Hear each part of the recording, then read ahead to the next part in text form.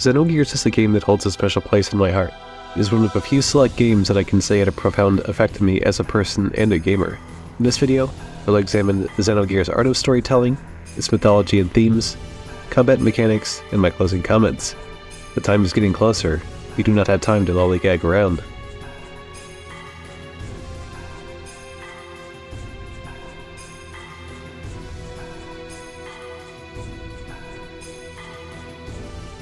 Right from the initial scene, you're greeted by conflict on a mysterious spacecraft which seems to be under attack by an alien lifeform. Not only do we not get told who is attacking or what is happening, but it precludes some massive foreshadowing later on in the story and helps at the early stages of world building, allowing the player's imagination to take hold as unanswered questions from the wreckage of the starship remains. What just happened? Where are we? And who was the purple-haired woman at the end? Even as awestruck as I was, we are given further world building with a continent of Ignis currently under a state of war that has been going on for hundreds of years between the nations of Kislev and Aveh. The Ethos, an organization used to preserve the world's cultures and also serving as an archaeological entity for both countries, has found machines called gears that turn the tides of this war in favor of Kislev and its resources. After the Gambler had joined forces with Aveh, they eventually swung the tides of war back in their favor. With another piece of world building set, the narrative shifts to Faye in his checkered past that he has no memory of who he was staying in this town for the past 3 years. This allows the developers to give us a clean slate as we have no knowledge of what this town's impact is in regards to the war, or if Faye had anything to do with the warring countries set to descend upon Lahan. Faye was also saved by a hooded figure unbeknownst to us, but it is sure to have some foreshadowing later on in the story. And like any good story, all is well within Lahan as Faye prepares for his friend Timothy's wedding, and even has some awkward interaction with the future bride Alice's brother. Dan, who seems to know a little too much about his sister, nearly begs you to steal her away. No thanks, Dan. Anyway, it's off to visit the eccentric local doctor, Satan Izuki, and honestly, at this point in the story, it is but a small taste of Satan's personality, which you can already tell he gives off the most interesting man in the world vibes at the onset of our conversation. Now, where the player begins to question the path forward is when Faye recognizes the music coming from the music box, and Satan remarks that the music can make people remember things in ways that they don't expect. This again hints that Faye, before his amnesia, was likely someone of great importance, and there was some connection to this music box that was excavated from some ruins of an old civilization.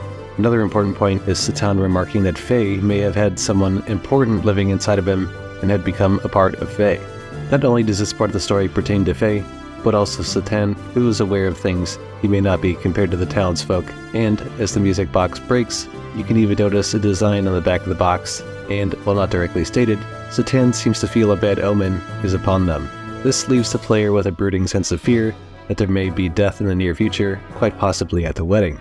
Unfortunately, Satan was right as Lahan was attacked by a group of gears and its town people were mercilessly slaughtered. Faye, who notices a black gear with a small boy inside, which causes him to have a sort of traumatic response, but still chooses to pilot the gear as he knows nothing about it and battles the forces attacking led by a black, strange gear. The important context comes not only when Faye gets triggered by this gear, but also Satan mentioning that he was to awaken. Well, we find this out quickly as Timothy gets killed right in front of Faye, and this awakening clearly had something to do with the young boy and an event in Faye's childhood, as the village gets nuked as Dan watches his sister and Timothy's fiancé die right along with the others. This brings the player's attention not only to what happened in these flashbacks, but also to what Faye had become. Whatever had occurred, he doesn't remember and is exiled by the last of the townsfolk and vowed to himself not to fight anymore to avoid anyone else dying. How can he really have known to use his gear like that anyways? Another key scene to consider is when Faye is going through the forest and meets an auburn-haired woman who at first threatens him, but for a second seems to recognize him somehow even though they have never met. Throughout this interaction, Faye wants to die and is still grieving from killing his friends in Lahan, while this woman seems unsure of her desire to take the kill shot, even though she's supposed to kill any lambs or surface dwellers as they're called. Once again, it's important to point out that through no interaction prior, this woman is injured, and Faye knows her name already as Ellie. The developers have been keeping us paced really well, and for a first-time player it could be hard to notice, but there are very subtle tricks and hints to foreshadow events or people's impact, and this is yet another good example.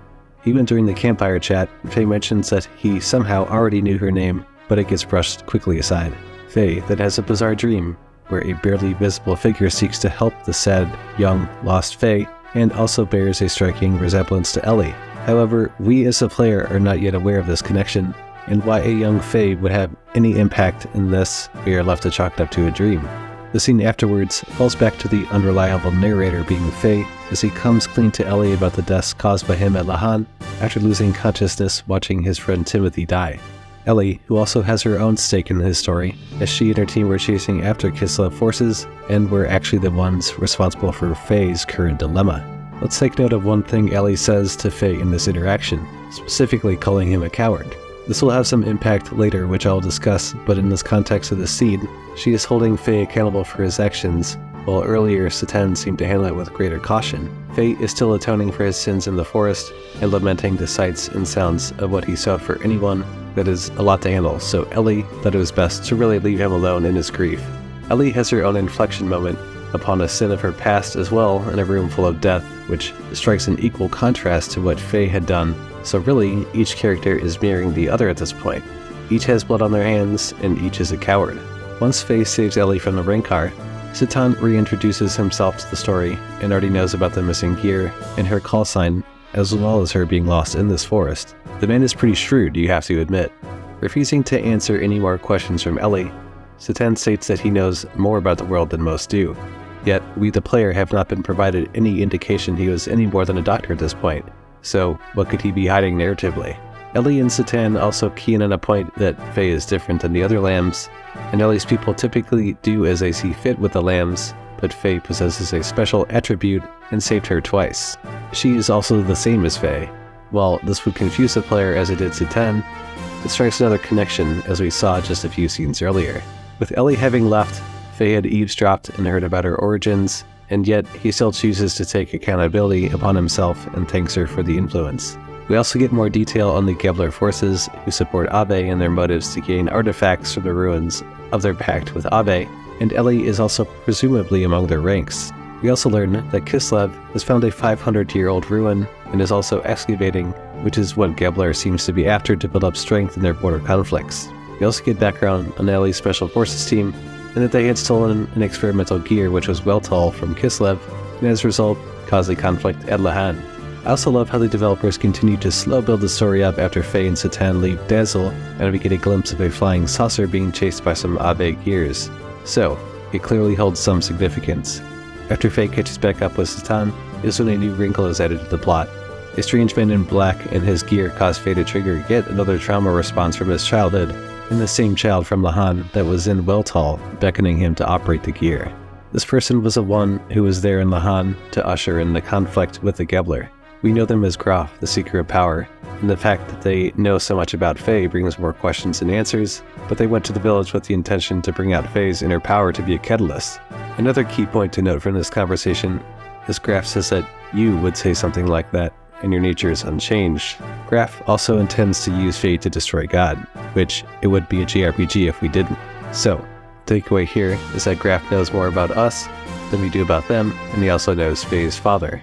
Grahf is clearly very manipulative and intends to use Fae as his puppet once he reaches the desired power level. It also sounds familiar to another JRPG that came out around this time, doesn't it? After you've been captured by Aveh forces, Fae's fractured memory has another lapse to an event with Grahf. Fae's presumed father, and someone we don't know about yet, seems to be dealing with some sort of mental anguish. This adds more context into how Grahf knows so much, but the connection isn't in place yet, as this is still unreliable from the player's perspective, as we don't know who everyone is, except for one person, and we really can't trust Fae's memory yet. While Fae is doing some soul-searching on the transport during their capture by Aveh, Satan laments that this is the time of the gospel after seeing Grahf and what he wanted to do with Fae. Satan is in some strange room with the Emperor, who lets us in on more background and world building. He and the Gazelle ministry were expelled from paradise and forced to live on Ignis. His goal is then to return to God and live in paradise forever. Also, they need to find his resting place on Earth and resurrect him. So, with that being said, as a player, can you really trust Satan now? Is he using Fae? Again, more questions to be asked. It's not all bad omens though, as we get introduced to a pirate who looks pretty badass and wants the gear that Aveh has to use against a guy named Shakan. After getting attacked and escaping the transport, we get a little bit more of a personal introduction from him, and as you might expect, a quick battle when we find out that his name is Bart and he's in charge of this territory. But I will say that the natural interaction between the two seems like they had known each other for quite a lot longer than you'd think. There is no such inclination that Bart knows Faye like Ellie or Grahf have hinted at though. Where the important context from this scene actually comes from is Sigurd and Satan, who lets slip that Satan is not his real name. Which brings me back to the scene with the Emperor, and who is he really working for? Who doesn't he know? This really adds yet another layer to the budding storyline. Speaking of budding storylines, Faye and Bart get their own little development of a bromance in the caves, and their interactions help advance the story organically as they went through the cave, and in spite of their personal disagreements, become unwilling allies until meeting the old man Balthazar. One point I'd like to make regarding this interaction is Balthazar bringing up that there were no human fossils from around 10,000 years ago. This pretty much aligns with what we were told in the beginning, but not much about what comes before then. So, he explains that humans came from an ancient civilization in the sky and were basically protected from everything until the forbidden fruit was eaten and had gained wisdom. With this wisdom, they made gears to essentially battle God. And with God defeated, he took paradise with him and buried himself into the ocean, and those who fought him were also defeated. But before God went to sleep, his final task was to create the right-minded humans to carry on and live in Ignis. This is also an excellent and subtle use of world building through the story, further building on what was told to us in the intro and allows the player to gain a better understanding of how and why.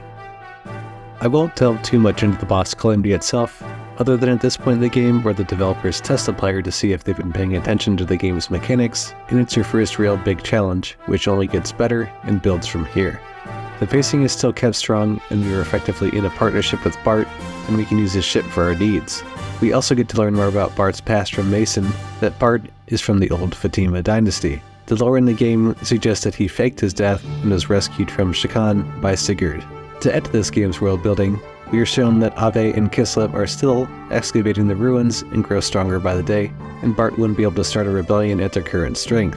Bart wants to not oppress the population of Ignis but bring them together, which I think is pretty admirable and awesome about this character. Bart's cousin Margie has also been captured, and the reason being is that she is one half of the Fatima Jasper, while Bart has the other half, but it is not known what it does or what the treasure is that Shakan is looking for. We are in luck, however, as Bart clues us in on the treasure, which is in fact a family heirloom gear protected by the Jaspers of himself and Margie. Faye also has his own problems during this part of the story as well, as he feels like a tool for everyone and is still lamenting the death that he has caused in the past.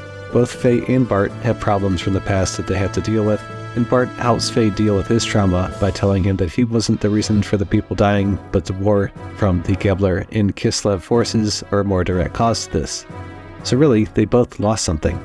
Bart with his home and his family, and Faye with the people and his friends in his village, as both can be tied to a direct result from the war, and with this common understanding, they eventually agree to put their differences aside and help each other.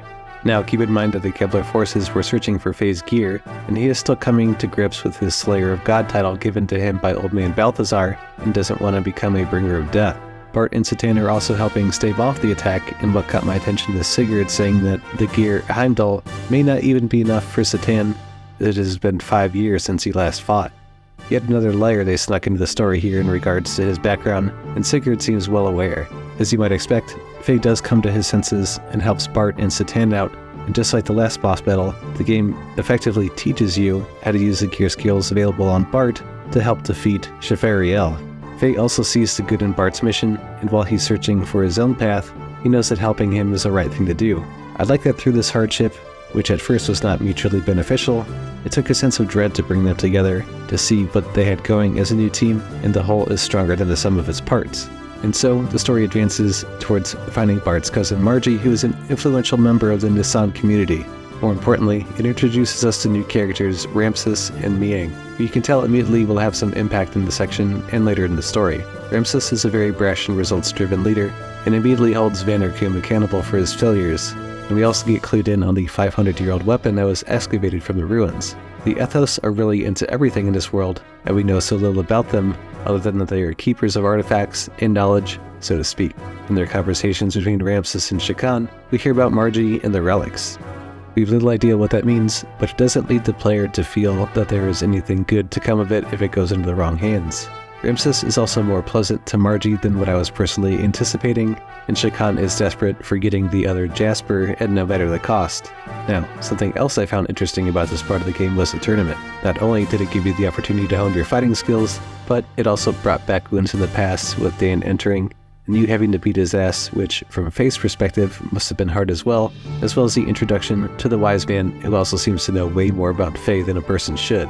With the tournament wrapped, Bart succeeds in getting to Margie, while Ramses unknowingly has what he needs, and he clues Bart in on his mission, and that Shakan is little more than a chess piece to him. It seems to me that this is a partnership out of necessity rather than trust, and we are starting to come to a swerve in the story. Once Faye assists Bart, Ramses seems to recognize him in a flashback to someone savagely destroying Ramses' forces. He has another flashback about Faye being someone's child. Ramses also believes it to be him, and he starts considering himself worthless and a reject. Without any context, both of these things provide some real mystique, and any hints we have gotten don't really have any leads. Running into Ellie was also a nice diversion from the seriousness prior, as she helps us escape while Faye is unsuccessful in convincing her to join the party.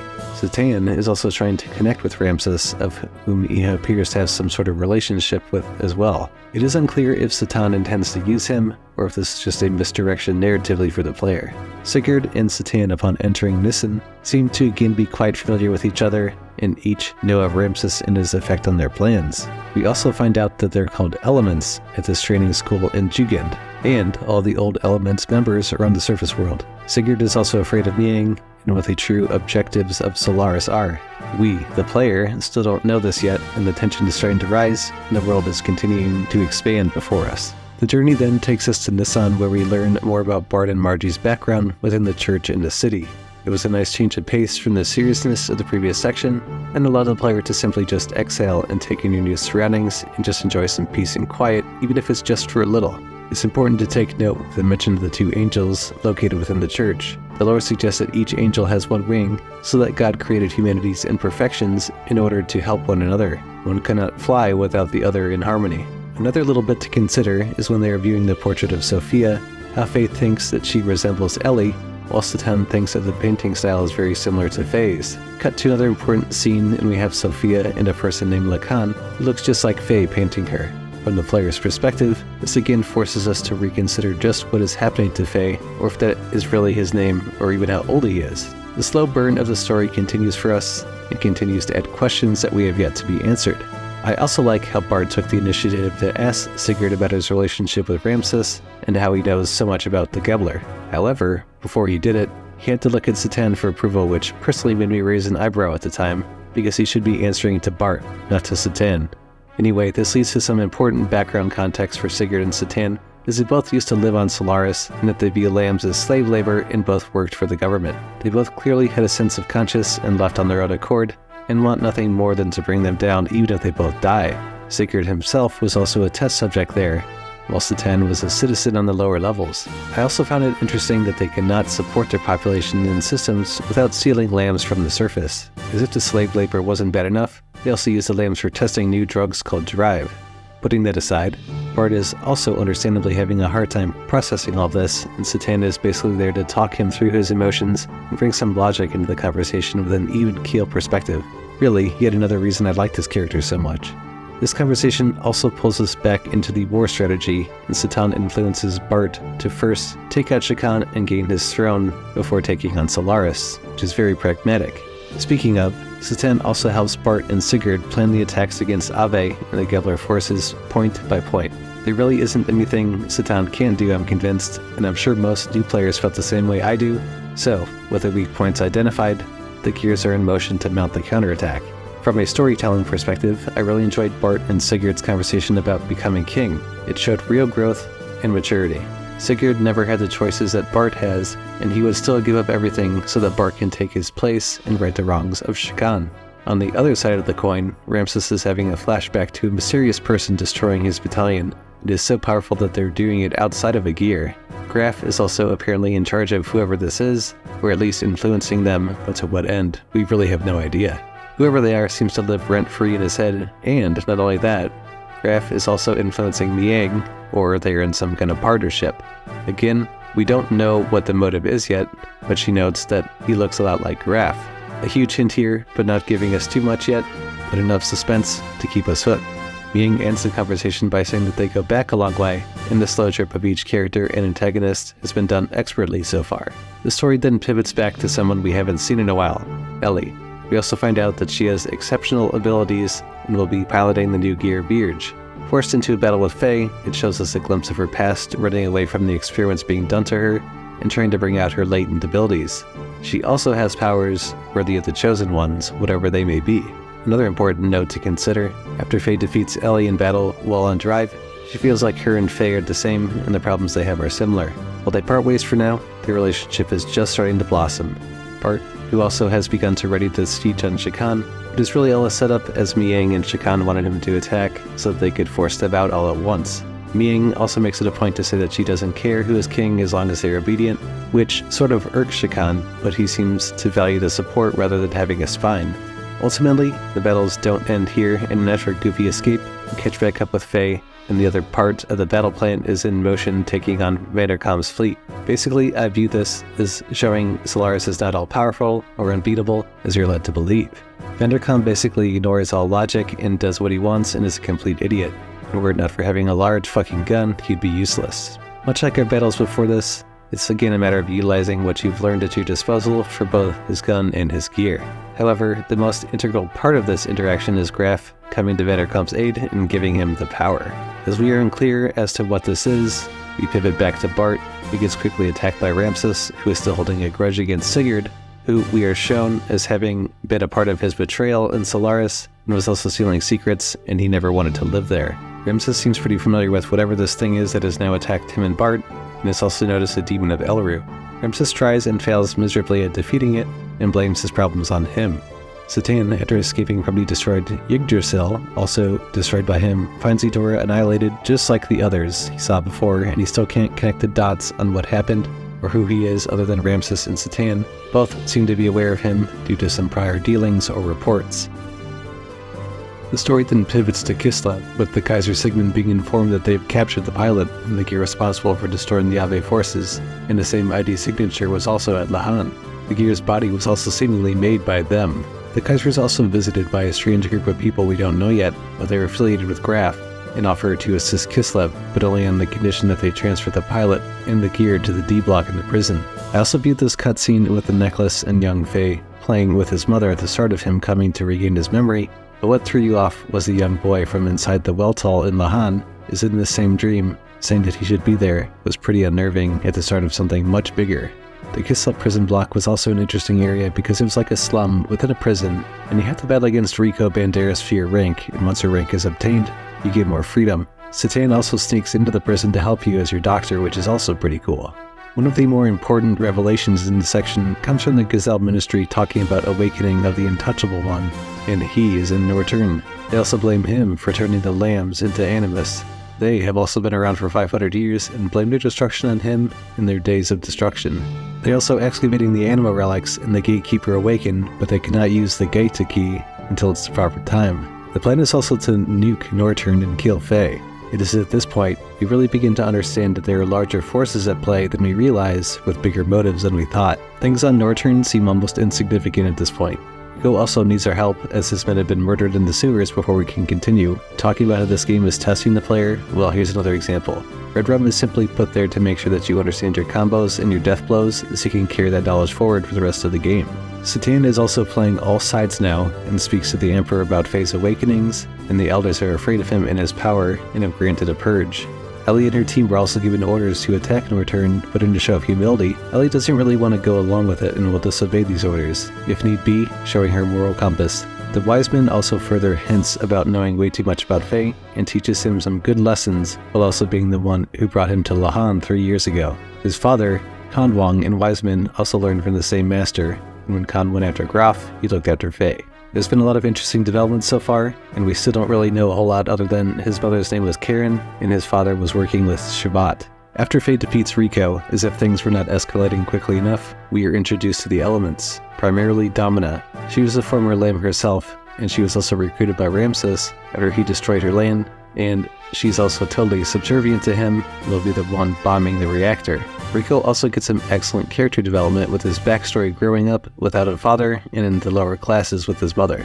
He's been treated poorly basically his entire life, and because he's a mutant and an outcast, he ends up fending for himself after his mother leaves him too. A pretty tragic life so far, but a big hint came from when the door opened, proving he was lineaged to Kaiser by blood, and he likely doesn't know this. The Kaiser is also responsible for whipping the town into an anti-demon angst, so this helped mold Riko into the person he is now. The battling committee also set up Riko to make it look like he tried to assassinate the Kaiser, but obviously he never knew this and was being backstabbed by his own committee. The escalation continues after rescuing Riko when the Gambler led by Ellie attack Kislev.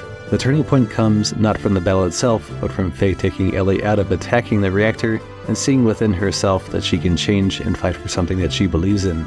It takes her seeing the town burning to the ground and Riko and Faye, after taking out Domina, to try to push the missile out of the way before she wakes up and realizes that she has been so wrong about everything, and tries to push the missile herself before failing and having it hit the residential area and being saved by somebody that looks like Grahf. But why would they have reason to care about her when they have been after Faye this whole time? We do not yet understand the significance of this action, and it no doubt will play a big role later on, and we the player can only be awestruck. Licking our wounds, we now have to make our way to the Goliath factory to get an aptly named Goliath craft so we can hopefully mount our counterattack. Narratively, not a whole lot to talk about within the level itself, but the boss battle provided the player with the ability to learn how to handle a boss gear with buffing, taking out the healers, and utilizing all the previous skills that we learned before. We were not going to get off so easy though, as Grahf intercepts us on the way to Aveh, and we ultimately end up fighting a tough, one-sided battle that really shows just how strong Grahf really is. For me, I started noticing some parallels with the guided shot, which also resembles some of Faye's moveset. Satan used quick thinking because he's just like that, and saved us from certain death, while Hammer used his mad skills to shoot Grahf out of the sky. Honestly, I loved how the developers also brought Bart back into the story by having him be an asshole and shoot the Goliath out of the sky with an epic line, "You just got Bart missiled." Not many games can pull off that kind of dialogue. It's also funny that Satan blames Sigurd for not disciplining Bart properly, because that's the reason. Ramses, Miang, and Grahf all seem to have a tenuous alliance at best, but for the player, the real swerve comes from when Miang and Grahf talk. They seem to have quite the history together, and she helped him remove his shackles, and the vessel will only respond to the chosen one. Somehow, Faye and Ramses are connected, and the latter is quite obsessed. While Ramses goes rogue, the Ministry seems to be irked by him not following orders to get the Anima relics. Most importantly, we know that Faye has people around him that are capable of getting the Anima relics themselves, and Sufrati from the M Project. We don't at this point understand just how big of things are being dropped on us now, but someone named Krellian has found something within the Zeboim relics that's 4,000 years old. I wouldn't have guessed this initially, but nanotechnologies are thereafter and existed long ago. There was also a good reference to something bigger when the Ministry talks to Cain and references an Anelbli, which is a long-awaited man of God who will take people to the new horizon. The sentiment seems to be that they do not believe it, as they themselves are gods. So, after all this heavy stuff gets dropped on us, the game pivots us to Faye and Ellie surviving on a broken-down ship, and Bart also learns from Satan that his new ship was made by Shevat, and his father had a relationship with them in the past. With Faye and Ellie, it also brings their relationship closer, and Ellie also has a sense of deja vu with Faye, and that she feels that she said this to him before, but she can't quite make sense of it all, just to be rescued by Thames in the end. I view the Thames conflict as a bridge to much bigger conflicts with Ethos and Solaris, and it was nice to give us some funny dialogue from the captain, who's extremely anime in his own mannerisms, and boss battle with Domina and Calvena, which wasn't too painstaking while also giving Faye a new ally. Some key takeaways the player should note are when Ellie's under captivity by Ramses, and Miang happens to take a particular interest in her and saves her from a beating by Domina, and also her blue eyes seem to draw her attention and have some greater significance. The significance was also apparently to hypnotize her to be a sleeper agent and try to blow up the Yggdrasil. This doesn't go as Solaris planned, and we have a two-tiered boss battle to close things out, and I thought this is great since you had to prep for elemental defenses in the first battle with Domina, who has a new gear, and essentially repeat the Ramses battle the first time in gears, and really using Ellie's ether attacks on Miang. Faye also temporarily gets taken out narratively, allowing us to get some further growth with Bart and Ellie, as well as a new acquaintance, Billy, the Etone of Ethos. With Bart and Ellie now tasked with fighting this Etone, we encounter a young girl who looks like she will be traded off as a slave, with Ellie and Bart coming out to help. Our first initial hint of an Etone is an older man named Josiah who frees her from her captors. Come to find out, it's his daughter, after he nearly shoots Ellie and of course he knows of Satan, or should I say Huga, since everyone else seems to call him this at this point. He also has 2 kids and a wife who was killed, and the other child is named Billy, who is a priest, and they also volunteer to help Faye get looked at by the Ethos doctors since they saved his sister Prim. Once at Ethos HQ, Billy's conversation with Verlaine paints a picture of a fractured relationship with his father, and also complete opposites of Billy, who is a good Etzone, taking care of wells and reapers, while his father is a more unpredictable and unhinged man. With Faye having been treated and on the mend, we get to have more character building with Billy and his orphanage and the other party members. What's great about Billy is though he's a man of faith, he had quite a troubled childhood with no mother and largely absent father in Jesse. Billy and Jesse also surprisingly have a prior relationship with Sigurd, and Jesse was even in Jungian with him for the elements. There is much more to this relationship than we are led on at this time, but the building of camaraderie within the cast only helps solidify their common goals within them, and while their personalities are very different, things come together at the right time. Getting even more insight on the past between Satan and Jesse with Sigurd is also great for the character building, as we find out that Sigurd was quite adored between Ramses and young Billy. Sigurd leaving Solaris also both significantly affected Ramses, and he was never the same after being betrayed. Billy's own path afterwards is the opposite of his father's. While he's a devout priest, his father is a non-believer and rough around the edges. This contrast helps us build an appreciation for not only Billy, but his father, who also struggles with his own demons, but he still tries his best even if he fails at connecting with Billy. His backstory is also tragic, as his mother was murdered by Reapers, while his dad left his family, and Bishop Stone saved him and his sister, forming his catalyst to eventually join the Ethos as an Etzone, with his gun training he learned from Jesse. While Jesse did return after Prim and Billy had grown up, only Prim took to him as a father figure, though she herself is a mute from having such a traumatic childhood. Most shockingly, Billy admits to nearly becoming a prostitute so he could help support Prim, which triggers Bart's sense of morality, which is pretty powerful, saying that you can't get some things back once you sell them. And this is very true and pretty heavy to be putting in a game at this time, something I don't think many could get away with these days. This powerful segment ends with Bart selflessly offering a ship to Billy and his sister whenever they need it, and it sort of off-puts Billy since he's seemingly not used to random acts of kindness, and rightfully so. Billy's mission on the transport ship also gave us more insight into what he hunts, the Wells, and the Reapers. If you were prepared enough with items and deathblows, then they really weren't that hard, but really what matters most is narratively their significance to the story. Billy is basically putting these mutants and monsters at peace, as they tend to eat people, so you don't really want those running around. Both the mini-boss and the main boss for this mission were pretty fun since you had to use strategy. With Bloody, it was a repeat of Red Rum, but toned down a little from the Norturn battle, effectively using the same strategy would work. The Giant Wells offered a different strategy in that it buffs itself and gets bigger with ether use, so depending on your party, you had to be really careful, but overall it was a pretty satisfying boss. Things really start to get unhinged, as if they weren't already, at Ethos HQ when Billy walks into seeing his colleagues being murdered in cold blood. Especially watching the Pontiff get slaughtered was particularly shocking. The mystery of how and why this is happening draws us further into Ethos HQ into a data room, where the player then finds that Ethos are not quite what they seem to be at the surface level, and are equipped with Solaris equipment. The plot then thickens. By reading the logs, which come to find were sent by Bishop Shakan, who has been keeping tabs this whole time, and who was supposed to have been excommunicated 17 years ago. There's also more information on the Ethos sending supplies to Solaris, and Solaris is then using the Ethos as a front for their own means. In a summary of these real invasions, Solaris and the Land Dwellers, or Lambs, had a war 500 years ago, with no detail on the outcome. They didn't really want a repeat of the revolt, so they built gates, and within these gates they became separate races that could be supervised. And so, the Ethos would be governed by the Gazelle Ministry, which is also the highest government body in Solaris. But that's not all. They then used this front to excavate rare resources, or would use humans as slave labor.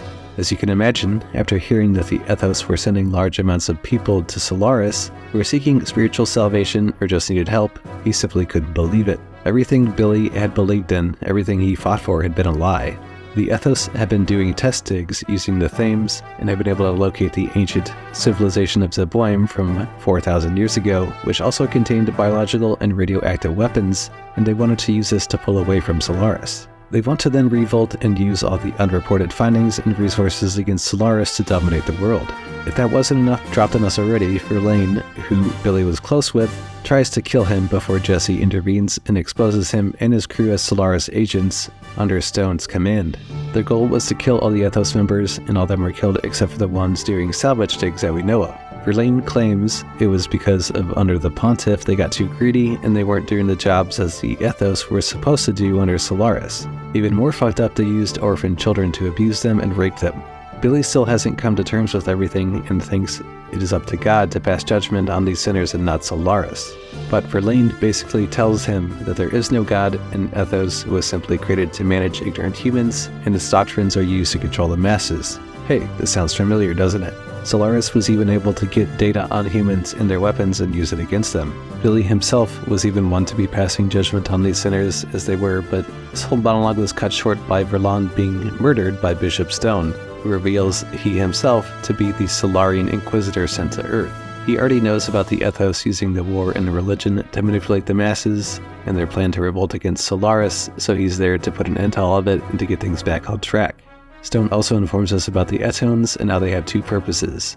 1, to eliminate the Wells and Reapers, and 2, they, like Verlaine, would eliminate any corruption from within the Ethos. But Billy had a special role in store for him, and Stone reluctantly tells him. With Billy going around and saving the souls of the Wells and the Reapers, this was put in place by Solaris, and not only that, but sadly Jesse butts in the conversation and he doesn't get to find out yet. Jesse also knows his real name is Stein, and quite honestly from a viewer standpoint this is a lot to digest, but Stein starts rambling about some depraved shit and leaves us to fend for ourselves. With Stein's henchmen out of the way, we see that Stein is taking over the massive gear Alconchiel and plans the attack on Thames. The Gazelle Ministry also monologues about no longer having use for the Thames and their ties to the Ethos as their duty has been fulfilled, and Krelian has something better in store for them, so now they are expendable. Our first interaction, you could say, is rather chilling with Krelian, as he is a cold and calculated man who really doesn't care, and whatever happens to the lambs, save for the ones critical to the mission, don't matter to him. He's also planning to use the Wells and test subjects as cannon fodder. He's also quite pleased to find out that his troops have entered the Zeboim ruins and basically taken over where the Ethos had left off and stealing the spoils. After speaking with the captain and finding out that Stone and Krelian are heading to the Ethos dig site, you can again feel the tension start to rise, and the path to the unknown is pretty unnerving with what lies in this mine. Grahf and me caught my attention in a quick cutscene when she mentions that Grahf knows what's there better than she does and that he won't give them anything. Not exactly clear or giving hints as to who or what is there, but this makes things even murkier narratively in a good way. Now, the real crazy thing is when you get into the ruins, it's an entire city from long ago that resembles our current day, at least at first glance. I remember my first time seeing this, my jaw dropped, and it's still a great hook no matter how many times you play this game. The suspense starts to build even more fighting through the labyrinth until you get to the data computer that Satan finds, and suddenly an organism appears in a tube. You, the player, is again sitting there wondering what is really happening, as it turns out to be a girl who's an artificial life form made inside the reactor. This girl, who's also a nanomachine colony, is needed by someone within Solaris and will be used for the salvation of humanity. Billy and Stone have a philosophical conversation who is really right and wrong in all of this, and Billy thinks it is wrong to use judgment in this way, while Stone is a complete opposite and feels that the nanomachines will select only the chosen ones and the rest will die and it'll be worth it in the end. While he does have a rather twisted sense of logic, Stone leaves like a coward, and we now have to do another two-tiered boss battle with Tolonel and Seraphita. The banter between the two was actually great, and it helped break up the seriousness of what we had just been through and gears us up for the actual battle. Their battle itself is similar to the previous ones, only that they use healing and elemental spells. Simple really, just use your best death blows on Seraphita since she's the healer, and then when she's out, go for Taloni and keep healthy. There's a reason, however, why this is so easy.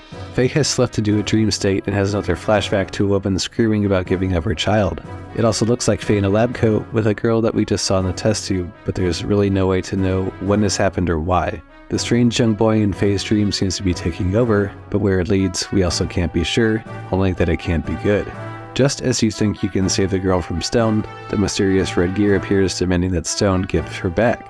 But how can he give it back if he's never had it before? Or so we think. We also finally get its name, Id. He then comes straight to throwing hands with the party, and honestly, for me, both times I played this game, Id gave me so much trouble since he is mega powerful, but I still love the fight from a gameplay perspective and a narrative standpoint as well. It's definitely a satisfying win too, since there are points you think that you may not have it in you to make it, but that final death blow hits just right. Wiseman even comes in to save us so we can escape, while Stone is still a coward and runs back to Krelian. while Bart isn't too concerned that Stone got away and is more upset that Solaris gets to use the girl for their technology and not help the regular people. Satan mentions that freeing humanity from its yoke is the scariest aspect of Krelian having the girl. People like him or Enrico as demi-humans were born from messing with human DNA and was done by ancient Solaris so that humanity would be restored as it were. If Krelian does the same thing with its technology, there's no telling how destructive it could become. Faye is also magically okay again, but has no idea how or why he's there. And of course, Alcon Shiel is ready for battle, as soon as we only just recovered from the last one. As the now-mutated Stone is talking shit about repenting, Grahf comes in and offers Stone some of the power he's been given from our previous boss battles. With this power, it also changes the dynamic of this boss battle to something we really hadn't had to do yet, and that's being patient and not actually attacking them. In between this, he also blames Josiah for taking Raquel, Billy's mother, away from him, and also betraying Solaris in the process. Stone was also the one who sent the Reapers to kill Billy and Prim's mother in cold blood. Not only that, but he then drops some heavy shit on us that the Reapers and Wells that we had been killing are actually people and that the Ethos chose and Krelian experimented on. So, not only has this dude been talking lots of shit to us, but he also has been using us the whole time and using it as a way to get back at Josiah, who, speaking of, comes and sacrifices himself so that we can actually do damage to the barrier.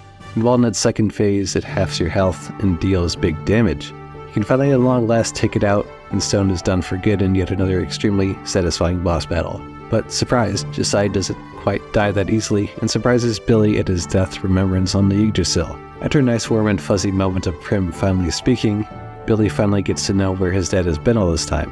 While Josiah was in Solaris, he discovered the plot for the Malak M plan under Krelian.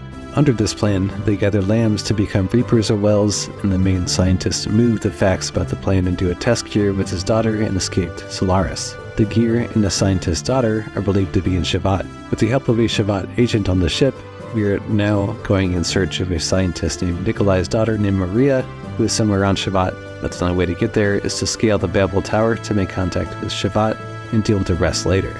The situation builds further with Krelian and the Gazelle Ministry, as with the collection of the nanomachine colony, Project M can now advance as the Ministry needs to transfer into new bodies, and we also get hinted about the Mother, who is believed to be the mother of the Ministry by Krelian, and it was also Krelian who put them into this device as they are now data. In addition, Krelian also seems to be totally self-sufficient from them, and in business for himself and his own agenda. Babel Tower itself was a really huge turning point in the story, as the labyrinth is scaled, the enemies are considerably harder than faced before, and it's really the point of no return for items as well if you advance. As puzzles, while not hard, can be somewhat frustrating since the camera angles made it harder than anything the dungeon threw at the player. It even gave us sections that required both gear and on foot to advance. I thought it was pretty well designed, honestly. Just as you think you're in the clear to get to the top, Ramses, who is still quite upset from the previous meeting, requires another ass-kicking, and the theme from this previous battle remains. Just simply attack him with your best death blows and not Miang, and he will fall quickly, since this is really not the focal point of this section. The battle with Cybezin was also a nice culmination of your experience at the tower, narratively speaking, as Maria was your last hurdle you had to climb before you're allowed into Shevat, and that boss battle itself was a decent challenge, but not as annoying as some of the ones forthcoming. Gazelle, who are also clearly able to know everything, are upset that you have reached Shevat, and that we will be in contact with an Anima relic, as well as Oxon being the one to attack Shevat. We also find out that Maria's father was kidnapped by Solaris and an old man Ball was her grandpa, so that was a nice little inclusion to tie things together from an earlier part of the game. Shevat was also probably my favorite area in the game since it felt vibrant and peaceful aesthetically, but also speaking to the townspeople painted a tale of the past that was full of war and despair, and the people now really aren't living life like they used to and are afraid only more war lies in the future. Also seeing the room where the child's toys were left in the hole burnt through the wall from the Solaris attack was really powerful, as if you needed more reason to hate Solaris, this only added more fuel to the fire in that moment, and you can tell Faye is ready to help Shevat, however subtle it may seem. Finally, meeting the Queen was also interesting, since for someone who has been around as long as they have, they look young, and for good reason, as they've apparently taken the Fountain of Youth treatments to stay alive for the promised day. Wiseman was also her agent, and they need people to help take the fight back against Solaris, and basically tells Faye, hey, if you don't believe me, then cool, but do it for the land dwellers and yourself, which is a great way to sell it. Maria also has just as much to do with Solaris as we do, and if she could, she would have gone by herself to take them on, but she still holds out a sliver of hope that her father is alive and Solaris can be defeated. Shortly after making the choice to accept Shevat, we are attacked, and lo and behold, Domina is again a thorn in our side, trying to steal Cybezin, and recognizes Maria to be the daughter of Nikolai. We find out that Solaris intended to create a new life form by fusing a human brain with a gear, since just having human pilots was not getting the results that they wanted. The Wells and Reapers that didn't die on the surface during the wars were used as the gear's control circuit, becoming one with the gear, and Cybezin is the result of all that research and experiments, which is ungodly fucked up. Josiah also breaks up her monologue, and we find out that he was set to be commander-in-chief of Solaris before he left. Can't really blame him for not wanting to be in that position either, given the atrocities that they have committed. With all this laid down upon us, we get even more crazy detail that Octezin wasn't supposed to be completed as Cybezin's sister gear, and Nikolai himself has potentially fused himself into it and is totally cool with annihilating his own daughter in Shevat. The ensuing battles for protection of the generator was frankly my least favorite series of battles on Disc 1, but that's not to say it was bad, just more so long and tedious, while also giving you a good challenge depending on if the player had properly done their death blows and gear upgrades. The game also makes it a point to give you items from their previous battle if you had and should have done them from order 1 through 4, otherwise this would have been near impossible otherwise. The first 2 generator battles felt like a walk in the park, but generator 3 and 4 were a test to see if you had replaced your loadout with the right AR to limit damage and output by the bosses. I kept wanting to use Rico, but Satan and Faye ended up being the best choices to close out the last 2 defenses, given how powerful they are, and they both have the best death blows available at the time. So, now that awful gauntlet of a boss battle is done, we are tasked with facing Octezin, and we can only watch as he murders these Shevat gears effortlessly, and this is enough to send Maria over the edge. You also feel helpless as the psycho jammer that he has makes the whole party useless, and you can only wonder if this is the end of the line for Shevat. So, while our current nemesis is sitting there monologuing like a true anime villain, Satan, being the smartest man in the world, understands that Maria can use Cybezin to battle since it's immune to the jammer, and everyone sort of understands that this is a situation and it warrants such action. However, in a hilarious twist, Choo-Choo decides to be the one to take this menacing gear on one-on-one, and the few times I ever used Choo-Choo was here, and from the player's standpoint, this is a really funny battle to have to endure, since at this point, you don't even think Choo-Choo is worth a damn. Finally seeing her friends hurt, Maria gets the strength to do battle, and to be honest, this is one of the hardest hitting battles in the scenes in the game so far, having to face your own father, who knows it's his own daughter, but try as he might to sell her on this new life that he's given himself, as Maria points out, he has also forgotten all the memories he used to have with her and his family. The battle itself was fun, and seeing brief moments of her father's consciousness peek through, begging her to kill him was gut-wrenching as he programmed Cybezin to fire the kill shot, but reminded Maria that his spirit will live on within Cybezin, and Maria herself, really all she could do was just watch. It's a lot to digest at this point, but the pacing doesn't stop for a moment as Zephyr calls us back to tell us the next steps, and everyone is fully on board.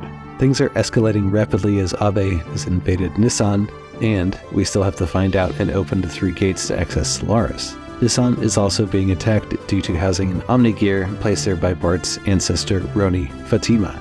Not only that, but Maria and her gear join us as Gaspar, the man who trained Wiseman and our father, help us out by taking off our limiters. Oh, and we can also fly, so that's pretty great. An integral part of this dialogue now comes from Wiseman and Gaspar as they talk to the Queen. Gaspar says that he will watch over them so they don't make the same mistakes again. Ellie also had a reaction to Shevat's Omni-Gear as well. It is stated that Ellie knows unconsciously that she is her, and is Sophia from long ago, and the Wiseman is not him.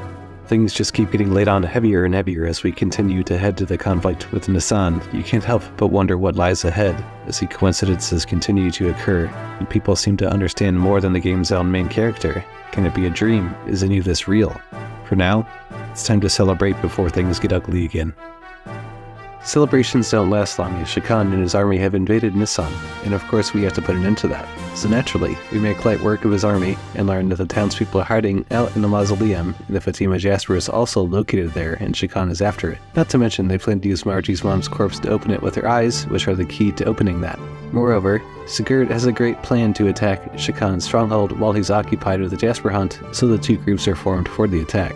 So, While Bart rescues the townspeople within the mausoleum, you really get to see the leadership growth right before our eyes, as he at first reluctantly accepts who he's becoming as a future king, and potentially lays out the plan for everyone. He also has the support of everyone, which you can really tell really means a lot to him, and rightfully so. Another bit of foreshadowing here is the 2 statues at the mausoleum, which requires the Jasper to proceed. Bart and Margie work together to open it, just as the statue would indicate. The 2 are working together to achieve a goal, and coincidentally, a man and a woman. So, after exploring another labyrinth, we finally come across the treasure that is Bart's family's heirloom.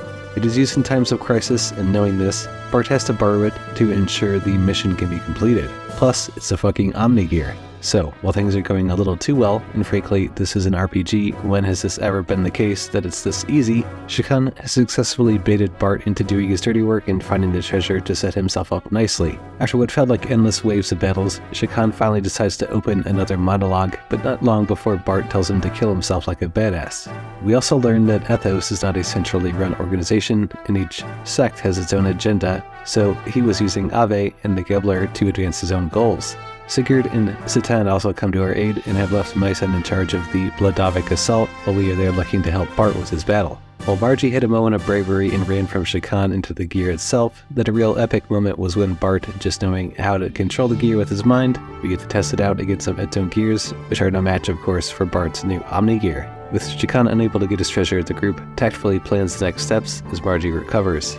We have to get to the gate by Nisan that Zephyr told us about and destroy it. Here, we meet Shikhan to at last tell us how the Ethos use it to advance their goals and to plot against Solaris. About as expected for these boss battles, Grahf comes in and also grants Shikhan the power like he did with the previous ones. He also continues to hint about the one and the only power to which we have no inclination as to what that is. Now that being said, I actually did enjoy the Shikhan boss battle due to the element of strategy required to beat him. You have to unlearn what you have learned and actually not attack while he's charging, or he heals after he drops the Ignis Storm, and then you can go all out and rinse and repeat until he's done for. Given how much of an asshole he was in it, it's one of the more satisfying battles once you pull it off. It is especially personal for Bart and Margie since he effectively ruined their lives for 12 years, and they've been on the mend ever since. What is also really satisfying was seeing Bart's personal arc completed as he takes the throne as the 19th king of Aveh and apologizes for the casualties of war, and then unites Kislev and Aveh and fulfills his father's wish to abandon the monarchy and create a republic. Not only has this massive event happened, but there's also some closure towards, with Sigurd and Nisan finally giving some background on how things came to be. Basically, Bart's dad got a little horny and knocked up a religious girl from one of Nisan's sects, and then, when she disappeared, Bart hired him as a squire by age 10.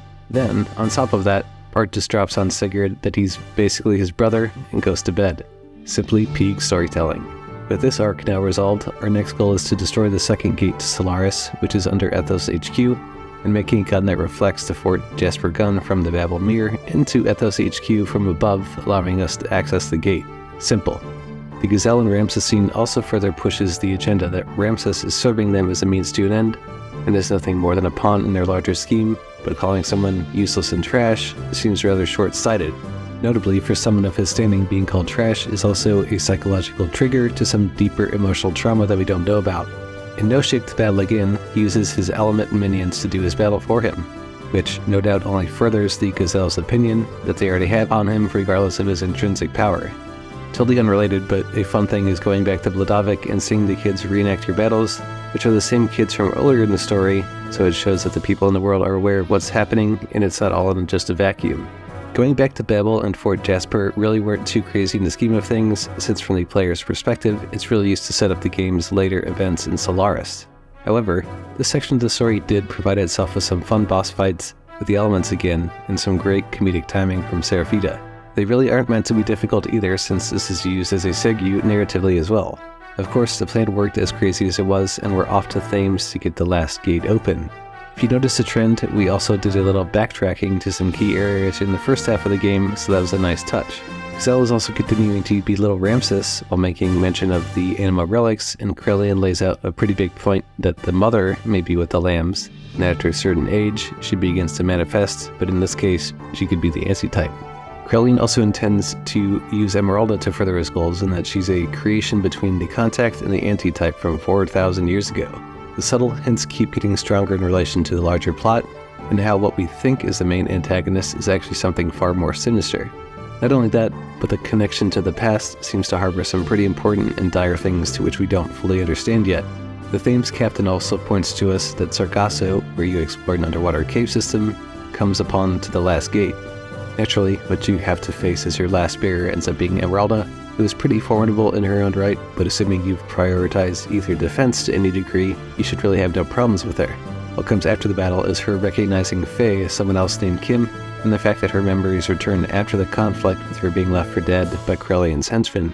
Aboard the Yggdrasil, Faye is immediately called Kim and the person who created her from nanomachines. Faye is also viewed as Kim the father to her.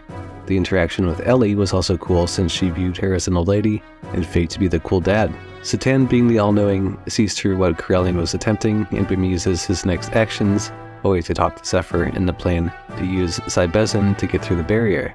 From a character growth standpoint, Satan talking to his wife Yui as what could be the mission to his death, he really understands what his role is and his path is, and will do anything to get the job done. She also gives him his sword to take to battle while she watches after Midori in a really heartfelt scene before things really go off the deep end. Oh, and Jesse will without a doubt kill Satan if he tries crossing him, which is very on point for this character. From this point on, you can feel a sense of determination within the party, and Maria, especially as she has to put the death of her father behind her, and is out for vengeance as she rides Zybezin from Shevat to Solaris to avenge him and force our way into the floating fortress. Satan, Ellie, and Faye get split up as the rest of the group look for another way in. However, it's important to take note of the atmosphere of Solaris against the other areas as we've been to so far. They seem to be the most technologically advanced by far, and our first glimpse is the third-class citizens area where the poorest people live and are honestly living hopelessly in their pods as they go to work day after day until they die, which is pretty bleak. Once Faye has gotten inside with Ellie, Cain is giving a speech and claiming that he and the Gazelle Ministry are responsible for the gate's destruction, also claiming that they will bring paradise in return to the Mother God. We all know that that's not the case, but it's little more than a distraction for the masses.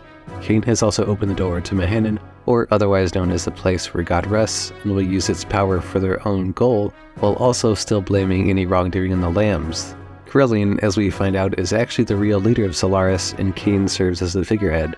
Something to keep note of is when Faye feels like he knows him already, but can't quite place the connection. This is where narratively things are really starting to tie in, and a lot of the vagueness from earlier starts to make sense. Corellian and Lahan are in Nisan, and we don't know when this is happening, only that Lahan and Corellian are close, and Corellian is commander of the armed forces, while Lahan seems to be the more artsy and peaceful one. Sophia also has had a profound impact on Corellian as he's been reading books after he had concluded his training with Melchior. This also provides the player with another perspective on Corellian, as it appears he has a soft side and he feels comfortable sharing these moments with Lahan, whom he has a great deal of trust with. Seems all of his book reading has also turned him into a scientist as well, as you see him and Lahan in a strange lab before he makes mention about Sophie again. However, this is all a faded memory as it cuts back to present, and Faye still can't quite place how he knows him, but not before Corellian, a present, places the blame again on the lambs for destroying the gates and defiling the Holy Land in a rant that echoes of a true zealot. Oh, and he's also captured the rest of our friends too. They plan to revive the Gazelle Ministry and dispose of our friends in the Soylent system as well. After a hasty escape due to Faye's big mouth, we end up at Ellie's house of all places. Just as we have seen before, it is now Ellie's turn to have her arc built up since she was absent for a large part of the game. The moment she shares with her mother and father help paint a picture that she was a kind soul who values and loves her family, and also helps build her attraction to Faye even more. She also seems to have an unusual appearance and upbringing to the other Solarians, and she strongly hints that her mother is not her true birth mother. Ellie also shows her true selfless traits when confronted by her father, who wants to kill Faye for accessing his computer, and Ellie would willingly let herself die so that her friends could live. She even calls out her dad for making a mixed Solarian child. Her father recognizes how much Faye means to her and lets him leave. When Ellie meets us in the chute, we see the other side of this, where, when asked to return to Corellian, it's actually Ellie's father who stands up for her and her mother while she runs away and is presumed to be incapacitated. In a bit of foreshadowing yet again, in a rather funny moment, when Faye and Ellie are in the factory, who are both eating, and Satan, ever the wiser, chooses to abstain from eating anything. He's aware of something that we aren't, but you really don't think of it in that moment either. I really have to make mention of this too, but the input code puzzle was frustrating, as I remember being on my first playthrough years ago, and whoever thought of this needs their head examined because goddamn did I hate it. Anyways, the real eye-opener comes when you both see where the food is made and how it's processed, and this comes back as a true lesson courtesy of Satan. The silent system is where they experiment on mutants and people, and anyone who doesn't make the cut is disposed of for, well, consumption. Pretty fucked up, isn't it? The wells and reapers are also made in this facility too. Domina's people were used for the origins of the wells and for the M plan. She was the last survivor of her people and now serves them, and not only that, Ellie's father also helped run the place. So really, this cast is all becoming interconnected one way or another. Eric also has kept lambs under his supervision and third-class citizens to ensure that they wouldn't be turned into mush. This is a reason why Satan had us eat and to understand the bigger picture, before he dropped the mega truth on us and had us grasp the reality of how bad things really are. Another layer to an already interesting character. You also catch a glimpse of the Omni here on Solaris, which is stated to be 3 times as powerful as the party's gears. As you explore further in, you see LA experiments in cages who can and will kill you if you let them, but further adds to the sinister nature of Solaris.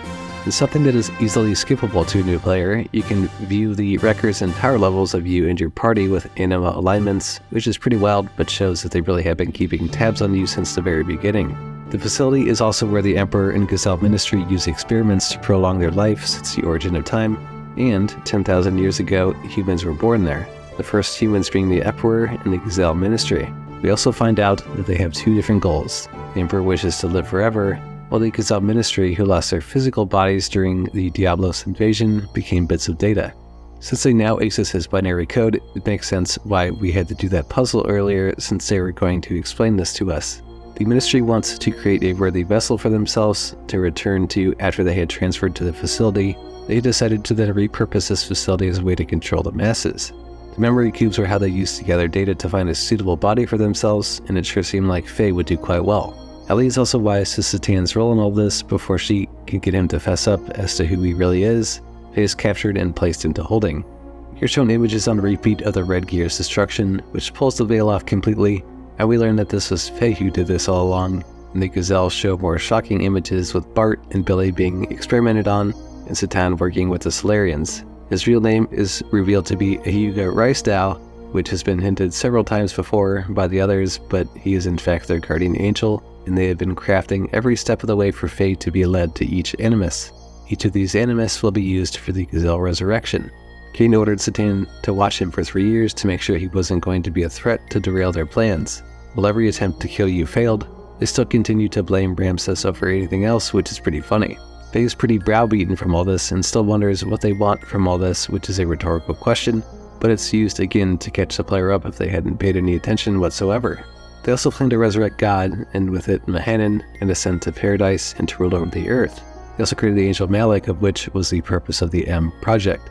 They are also not normal humans and were born from a celestial being, so they consider themselves more alien than human. As there are no records of humans before 10,000 years ago, this backs up their point. Once an Animus is gained, they will have all they need. All of this is just a massive revelation after revelation, and all you can do is sit there in awe at the audacity of the Ministry to do all this with Krellian. Speaking of, in his capture and investigation of Ellie, he was able to find out about her incident at Jungian, and subsequently that she has 2 selves. While Krellian has all the data he needs from everyone, and intends to kill us all, he has developed a sense of desire to keep Ellie around for something much larger in his grand scheme. While Krellian starts to monologue about nanomachines and going into elaborate detail on how it advanced his project, the really big discovery for him was the Ouroboros ring. It is somehow connected to Miang and Lahan as well. Ellie is also connected in that she was the mother, and he feels bad doing any sort of experiments on her as she is pure and beautiful to him, Lahan being the other one. On top of this, then Satan manages to coax Faye to have another breakdown and force it to come out and talk to him. Pretty sly from Satan to use what he knows is going to work on Faye to get what he needs. Ramses himself is also having a breakdown, is on the warpath to find Faye, even getting to the point of abusing Ellie for information, and he still cannot let go of the fact that he is not equal to him, and it drives his inferiority complex. With Satan presumably done talking to Id, then we see Bart and Billy catch up with us and come to know that because of Satan, they were able to get Corellian's limiters removed from them, and also come to find out that Ellie has no limiter in her unlike other Solarians. Removing both limiters, as Satan puts it, removes physical limitations and mental limitations against Corellian and the Gazelle Ministry. It does not, however, make you magically stronger. The final tipping point for Ramses is seeing his old colleagues Jesse and Hyuga blowing up the final gate and aligning themselves fully with Faye, which is really the straw that breaks the camel's back, as he can't seem to cope with being second choice any longer, and is even stupid enough to stand in an explosion. And this story wouldn't be complete without a good old anime backstab, now would it? Hammer is the one to fall to the dark side and tries to take Ellie with him back to Krelian, but his reasons are a questionable one, since he thinks people view him as annoying and not helpful, and Krelian is going to somehow fix this.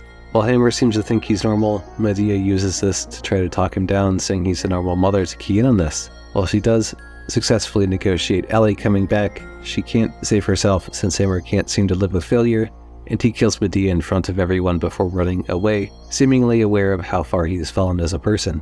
Then, when things can't get any worse, Grahf and the Executioner show up demanding Ellie as well. The ensuing battle is one of the more fun ground-based battles in the game at this point, since your death blows and levels should be pretty good, so you can finally whoop their ass by focusing on Executioner then on Grahf with your most powerful death blows. If you think Ellie hadn't already been through enough, then her father sacrifices himself, only for it to be in vain as they all get tortured by Executioner, causing Faye to have yet another mental breakdown from all the death. It then takes over and Weltall awakens on its own to take out Ramses and Grahf. In another twist, Miang was Executioner that whole time pulling the strings along with Krelian, and she's aware of how Faye used to be in the old days, so there's really no telling just how old she really is. Miang also seems to have sort of enhanced Krelian in a way. Rhea also saves everyone but Faye for obvious reasons. While Ellie is greatly concerned Faye isn't with him, Satan drops the knowledge that the red gear is in fact Faye, and it's Weltall after the transformation laying waste to Solaris. Satan is also aware that Faye has created a split personality disorder, and this is another version of Faye within himself. The cutscene of Weltall bringing down Solaris is meant to show us exactly why Old Man Balthazar and Grahf both knew of what Weltall can do, and why it's viewed as the slayer of God. Bringing down a country is nothing to it. It then tries to take down the Yggdrasil, and Ellie knows she's the only one who can get through to Faye. And talking to Faye and getting his normal self to awaken shows her bravery and her trust with Faye to take Id out of the picture and bring himself back to be with Ellie again. With Solaris and Id taken care of, back onto Shevat. Satan then tells everyone the truth about himself and that he was on a secret mission to monitor Faye and to make sure he wasn't a threat to destroy the world. In the scene with Satan, this just provides some more context into how things went down and how he was assigned, but Cain views Faye as an anomaly, or the band chosen by God, or the man who will take the chosen people to the promised land. This is the true destiny of the contact according to Cain. Sigurd also can't believe it as he asks who he is, and Satan can only point out the obvious, that Faye destroyed Elru, injured Ramses, destroyed the Yggdrasil, and killed Rico's subordinates as he is also Id. In the 3 years at Lahan, Satan knew of his transformations into Id, but their frequency and severity only got worse until Solaris, when he fully took over, and we all know how that ended. Id also worked under Grahf as his assassin before Lahan as well. Id was also the one who destroyed Domina's homeland, and Grahf ultimately wants to use Faye to destroy God. We also finally get some much needed context on himself when Satan questioned him earlier. This also sheds light on Faye's multiple personality disorder, and how Id takes control of Faye and Faye cannot access Id's memories, while Faye is asleep within his own mind. Khan's actions also seem to have created a split from the initial trauma. Faye's persona is the coward, and Id's is the one used when times get tough in a matter of speaking. Each of these splits are all fighting to be Faye's personality in true schizophrenic fashion. This really helps tie up Faye's amnesia arc up well, Satan in basically one scene since the two have been interconnected for most of the story, and is done in a way that paints Id as an uncontrollable force, while Faye, who is misguided, uses Ellie as his crutch to be able to pull away from Id and take back control of him. Id also calls Faye the coward, but is it also not cowardly to blame Ellie for one's own shortcoming? This whole thing is really pretty insane, and basically Id has had control of Faye's memories for 10 years, which is a long time for a persona like Id to be maintaining. Taking it a step further, unless Id gives up those memories, there will be no way for Faye to know that they even existed before then. Faye is also underdeveloped, which would also explain why he has such trouble coping with high-stress situations and grief, and basically Id took that over for him. Faye, as we know him, was constructed on top of the Id persona, and as a result is incomplete, and when Id is in control, his memory is suppressed. Also, the coward personality controls Faye and Id to a degree, and something that the Id persona fears due to that level of control. If that is a lot to take in, it makes sense from the player's perspective, but the main thing to take away is that Faye is ultimately either going to have to live like a hermit, or manage to take control of his psyche himself and become the dominant persona, or else id will gladly take over and not give up control the next time. You aren't really given time to process this, as then we find out that Faye is the second advent of Grahf, otherwise known as Lahan. On the day of the collapse, Grahf was able to use the Diablos to destroy the world as we know it. The elders of Shevat recommended keeping Faye away from the action to not provoke id from appearing, and again joining with Grahf. With everyone being rightfully scared of this kind of power, they plan to put Faye in carbonite and lock him away.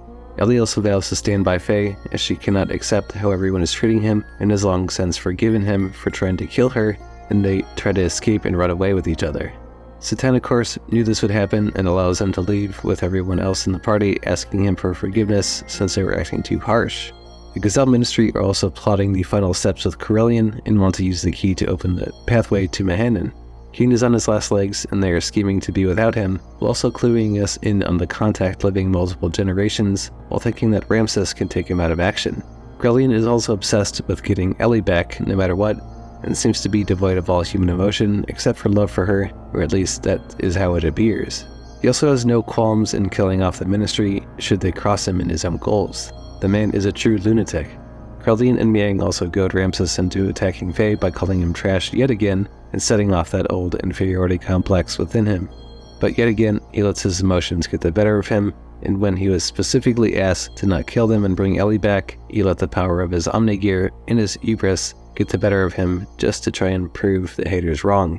The guy is clearly a fool of epic proportions. The end of Disc 1 has them crash-landed in the middle of nowhere, with Grahf keeping an eye on them, and what comes next has seemed to be rather controversial within the community. So, let's now examine the second disc, and why I don't think it's near as bad as some people make it out to be. The second disc opens with a somewhat jarring vignette of both Faye and Ellie talking about their dreams, and for full disclosure, I do understand why people hated this, since in the scope of the game, you can really feel like they rushed it out, mainly because they had to. But I myself find that the way that this is presented to the player, it also allows us to use our imagination as to how it plays out with the whole images and lines of text in visual novel format. In the case of Faye, it allows him to recount his past and the events that have come to pass so far. Given the fragile subconscious of Faye, it is possible that it could feel like everything has been a dream to him, and things so unbelievable it's hard to picture it as a reality. You, as the player, finally get the background you've been seeking in regards to Lahan. Not only that, but this really allows the past to be painted clearly in front of us with Lahan and Sophia, and how their relationship started, and their interactions of their characters from a time long past. Lahan himself shows himself to be more reserved in his interactions with Sophia, but their personalities mesh well as a yin and yang to one another. He even then makes excuses to get more pains to be able to spend more time with her because he cares that deeply for her. Their love is really one that transcends time and generations between one man and one woman. As if nothing else mattered in the world as long as they had each other, each of these memories made it clear to Faye what his purpose in life was and what he had to do going forward. Really, these memories are glimpses into his very soul. Ellie herself also gives us the same glimpses into her soul in the form of these dreams of the past, recounting the dynamic between the man and woman and the wings of the angel, which can be compared to the statue in the chapel of Nisan. Finally understanding yourself and that Faye would be the one to change her and would continue on to change over future generations. Ellie also begins to recount her time as mother Sophia, but through their time together came to adore the name Ellie, as she felt that it was her true name and not Sophia. It is also important to note that it was Lahan who was initially the one pushing Ellie away, even though her advances were not unwanted. And with that, Ellie also began to understand what her life was like, and its true purpose just as Faye had. Through these dreams, they came to understand and forge ahead no matter how tough the path was. When you wake up in Tora's house, you've been healing like Goku in a nanotank, with Ellie, who had worse injuries, but the most important part of the section is that Tora had actually taught Corellian about nanotechnology, and Ellie being different. So this may have been her accepting who she was from the dream and Faye taking note. Another important part is where I can see folks getting a little upset is going to the mass driver facility, but not really getting to explore any sprawling dungeons. While that is a reasonable point, I like that it was set up with Ellie vowing to help Faye no matter what, and Grahf also appearing with Tora speaking on how similar they are, and the dramatic reveal that Grahf is actually Lahan. We come to learn that Corellian, while having the anti-type mother, isn't really going to complete the goal, so Ellie must be caught no matter what so that they can resurrect God. Running into Ramses sort of felt shoehorned in there, but it gave us a punching dummy for the new Weltal id power and how OP you become, and who better to try it out than Ramses.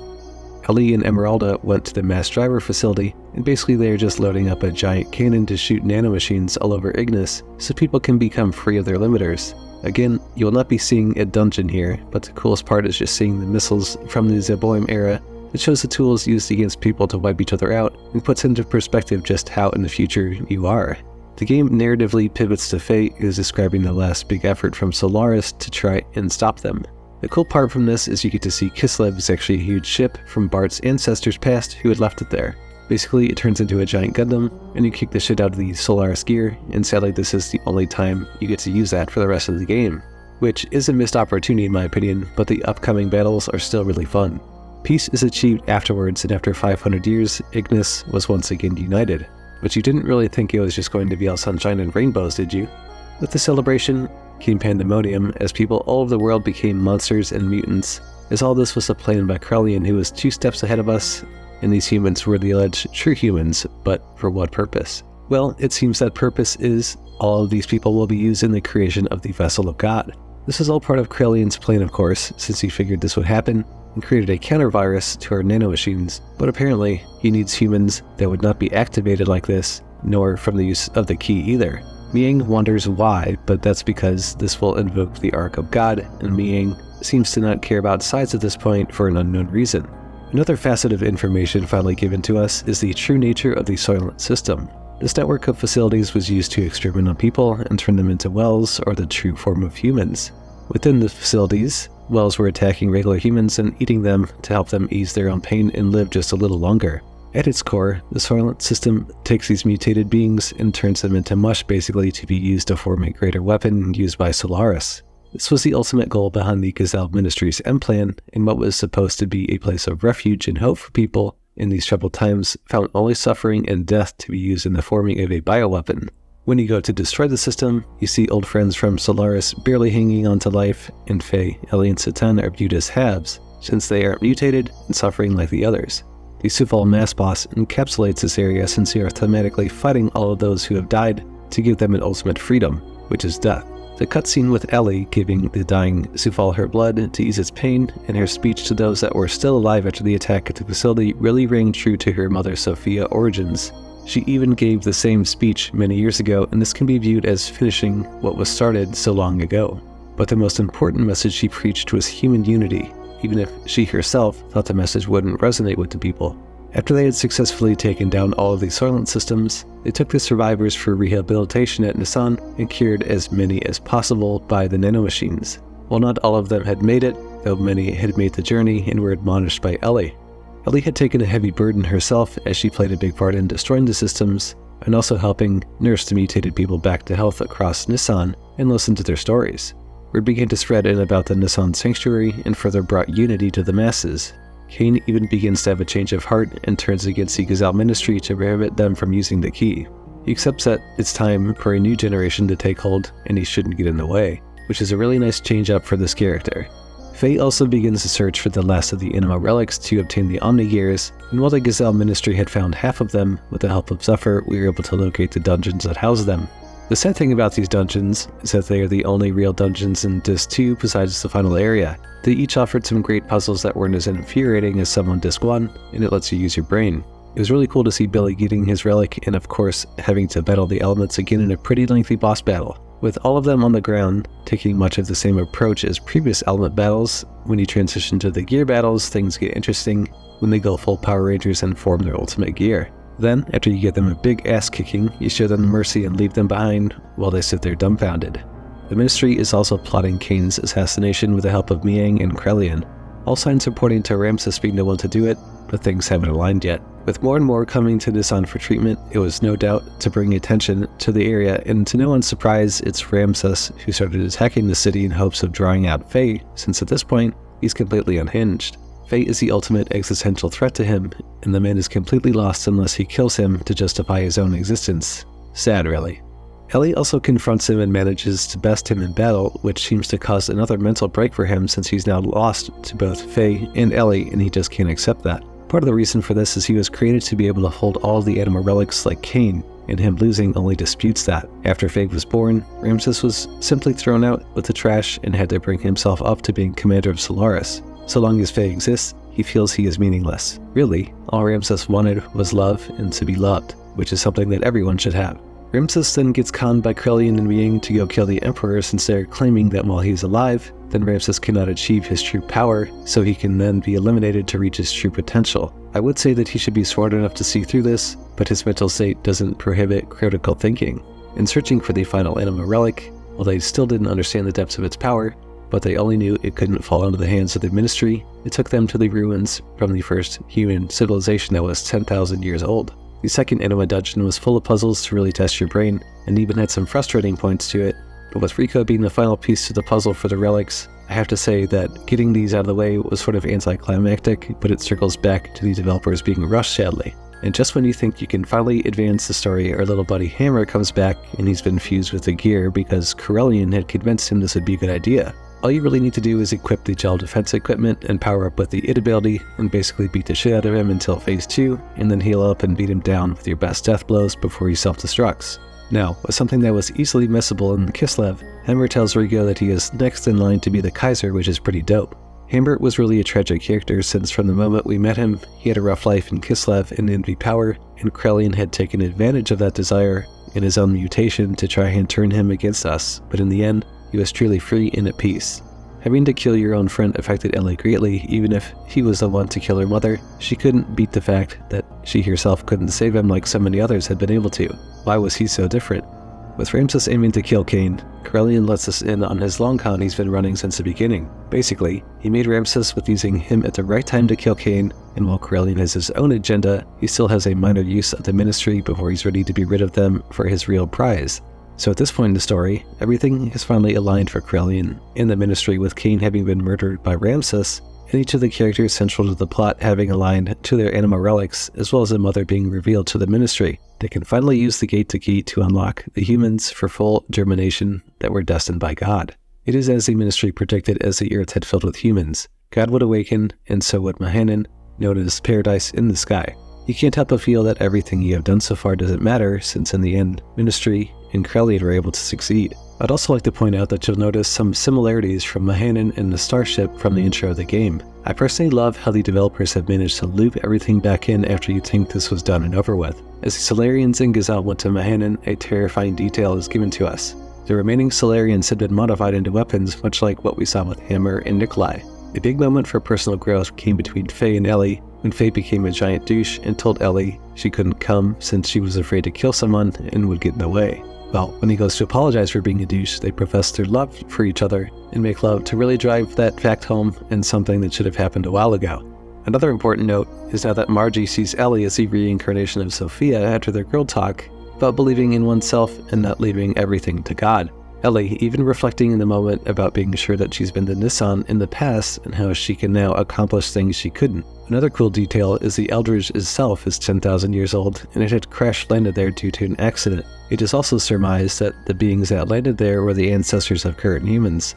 Seeing Deus the first time was a frightening thing since it looked like death incarnate, but in gear form, and while the fight itself was easy, it was meant to lead into far more crazy things. Exploring further within, you discover Raziel's tree and the source of divine wisdom. But finding two large computers within a giant computer is insane that this is the divine wisdom that everyone is after. The real prize within is the large interface of weapons and a colossal warship to transport them that could easily go from star system to star system. Also, the construct of the Malik Angel and the Divine Ark. These Yave, or weapons, were used for invasions. It makes perfect sense why the Ministry was after it, and it was also shocking finding out that we had just defeated the nucleus of this system.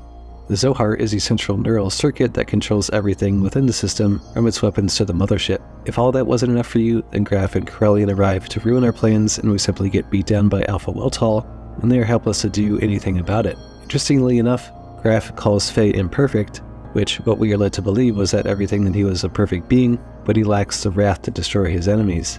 You can tell Grahf is trying to coax it out of Faye to use for his own benefit, but Faye is much stronger now mentally than before, and that real twist is that while Grahf is wanting to kill him, Corellian is going to use him to lure Ellie out, and most importantly that Grahf is Lahan. This is all pretty wild stuff happening right now, and the follow-up scene is also a powerful and iconic form of imagery as I've seen in a JRPG, with the crucifixion of the party and Ellie knowing right away that something was wrong with Faye. So, even while knowing that it's a trap, Ellie goes to save her friends while Corellian monologues about how this is reminiscent of the past, even down to the Omni Gear. Ellie's ascension to become who she was supposed to be, as Krillin predicted when she destroys his henchmen. He has the knowledge he needs and takes a nearly dead Ellie with him, as he kept the promise with her to let Faye and his friends live. You know very well Krillin is planning much worse things, and this immediately happens in the next scene as he betrays the Ministry and pulls the plug on them, killing them all swiftly and quietly. Krillin proves that anything and anyone that gets in his way of his goals will eventually be eliminated. Krillin came to understand that without Cain, who had the people's favor, and he thus created another Cain to usurp that power. He also has a conflicting view on what God actually is, with the Ministry and sees humans as terminals of God, and with the Anima relics and the persona, he'll make humans in the level of the Ministry. Deus, who is the physical manifestation of God, has told Krillin of this, and he follows his will. Just as Ellie had saved Faye, now it is his turn to save the one he loves, thanks to some positive reinforcement from wise men. This brings us to Merkava, otherwise known as God's Ark. Faye also forms a temporary truce with the elements, since we share a common enemy. Within Merkava, we even see the same angel statue from the Nisan chapel, further connecting things from early story points. At last, we finally get some real closure on why Ramses hates Faye so much. We are taken to a scene with Corellian and Karen, which really helps us understand why he was created and why he has so many mental difficulties. Karen also points out that they don't need Ramses, since Karen has a 4-year-old child named Faye who is a contact, and a corresponding antitype was also born, so again, no use for Ramses. What's really disturbing is Karen basically taunting the fetus, who can see and hear what's happening before being thrown in the trash. The final encounter with Ramses had a little gimmick to it that takes your health down to 1, so you get to be selective when you heal, and take it into the second part battle with Miang. But first, opening the doors to see Ellie on a cross as if to be sacrificed to Deus was quite a powerful scene. It makes you feel as if everything you've worked for will be gone in seconds, and a feeling of dread comes over you. Miang's Opiomorph was probably the hardest boss battle in the game, and I wish I was kidding about that. Miang's wave 4 Devastator damages you according to how much damage you do to her. So, if you play smart, she may not damage you much at all, or she will devastate your party. She's lower in the house side, assuming you heal correctly, so just handle it like a battle of attrition. Deus also consumes the Anima relics from your Omnigears to retain their respective animus and return to the persona. In short, they make up the physical manifestation of God, Deus. This is all part of Corellian's plan, and also using Ellie, who is becoming one with God. Ramses comes in, and his mentally unstable self has basically had enough of being used, even after it's been explained to him that he was only created to kill Cain, and since he lost the plot, and since he's done that, he is of no use to them. Justifiably so, anyone who has had such a horrible life and continued to be mocked right up until the end, Ramses finally snaps and kills Miang and Corellian before collapsing on Miang's corpse. But this isn't going to end the way we think it is. You guessed it, another huge twist as Ellie shoots Faye and becomes Miang herself, while Corellian is still alive, revealing he is made of nanomachines just like Emeralda is. He also will unify with Ellie, who is now the mother of all humans. If you didn't have enough backstory already on Deus, the game does a nice job of explaining again, so you understand that it is basically built by humans from another planet, and it's an automatic weapon that can act on its own will to take over planets, which is a terrifying thought, isn't it? Deus was also so powerful it destroyed a whole planet, and when it couldn't be contained, the ancient humans tried to transport it away, and realized this then forced them to separate it from the core and destroy the ship. The Zohar also powers all these slave generators to the gears on the planet. Gadamoni separated from the Zohar, and when it crash landed, essentially created organic material on the planet, namely Cain and the Ministry. Male and female, or Anima and Animus, were capable of fusing with weapons or machinery to become one with Deus, which is why Gazelle wanted them so badly. In short, humans today, and more notably the party, is the descendants of Cain and the Ministry. All humans were to be destined to become part of Deus, just like they are programmed to. Corellian also made up for the lack of normal parts by using nanomachines to make Deus into the perfect weapon. So, if all this is a lot to digest, they toss even more on you, as Ellie, now Miang, is the keeper of time, and steward to Deus, who guides humans until the resurrection. So, if one Miang dies, another takes her place, as it is in all women's DNA. She and Corellian have now joined with Deus, and it is now activated. Merkava had been activated as the Ark, and had been assimilating the masses. Anyone who wasn't fit was killed, and so was civilization brought upon them by the Seraph Angels. The story then shifts to Satan's perspective as Faye had been placed in Carbonite, while we learned Shevat started the war 500 years ago with Solaris and Miang at the time. The Gazelle Ministry would use her to broker a division of rulers across the country. They gave up Nisan and Sophia and didn't help out in the final battle. This also gives us more context on Lahan, Bart's ancestor Roni, Corellian, and Zephyr, as they were all present at the time. When Sophia did her suicide mission to stop the Ministry, her death changed Corellian and Lahan forever. Corellian, who had led the Nisan military, renounced his faith and vowed to create God with his own hands. while Lahan, who hated himself for not being able to save her, went to find the legendary power. When Lahan found the Zohar, he became Grahf and the world collapsed. With Faye now recounting his memories and trying to come to terms with who he is, the Faye persona meets the id persona as the game carries us back to the past with Roni, Lahan, Renee, and Krelian, and how they all interacted with one another, and how Lahan was the shy one of the group, and the more personal relationship between Krelian and Lahan. You also see jealousy bubble up with Krelian, as he is also attracted to Sophia and wishes he could have the same affection that Lahan is given. Even when Lahan is given the chance to care for her, he doesn't do enough and further pushes the divide with Krelian.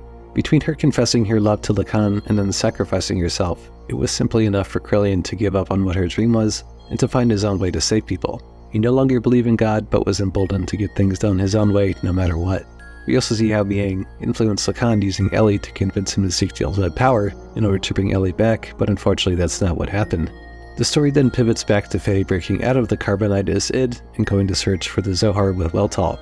This section really shows us how and why it came to be, and why its memories were locked with the coward Faye persona. Its goal is to use the powers of the existence to take back full control and to wipe everything out, basically. You then have to battle it in front of the Zohar in a show of powerful imagery. The significance of this battle doesn't lie with a primary battle, but when it is revealed that Wiseman was really Faye's father Khan this whole time, keeping an eye on him. Id also blames Khan and Karen for making him the way he is, and Faye takes the opportunity to explore Id's inner consciousness to find the coward and the past Id was trying to hide from him. In an old school movie reel flashback, we are finally told what happened to Faye as a child, the crux of it stemming from his mother's behavior changing overnight. As his father went away on business, his mother took him to a strange lab looking very similarly to Solaris, where he was experimented on day after day, hoping he would show some affinity with others who were compatible with the animal relics, but the power within Faye killed everyone who came into contact with him. It didn't matter who it was. Men, women, children, they all died the same way, and some even enjoyed it. Even after warning his father, nothing changed. So eventually, having endured so much trauma, he formed another personality to help him shield from the pain. Id was the one who took all the punishment and hatred within Faye, and to no surprise, led Id to resent and hate everything and everyone, for Id had never known love or affection. Faye's mother, the one responsible, had become Miang and cared little for the pain she was causing to her own son. Miang knew Faye was the contact, and eventually Grahf had called out to him just like the Zohar had, and sought to kill Khan and return to his own body. Being a descendant of Lahan divided 500 years ago, Grahf wanted to unite the parts, and also having destroyed the world many years ago, he would also be able to take possession of a new body through mind control. After coming in contact with the existence, he was unbelievably powerful. Young Faye in this time was a perfect host for him. Faye couldn't handle his father nearly being killed and unleashed the id side of himself to deal with things and killed his mother on accident. Faye's biggest jumping here to growth comes from when he gets the coward persona. Faye and id personas try not to push the blame on one another for their mother's death, their father going away, but rather to accept responsibility for themselves and to grow from it and grieve their losses. The image of Miang putting herself in front of her child was interesting because for but a moment, Karen had shone through and saw her child was in danger and made the ultimate sacrifice a parent can do.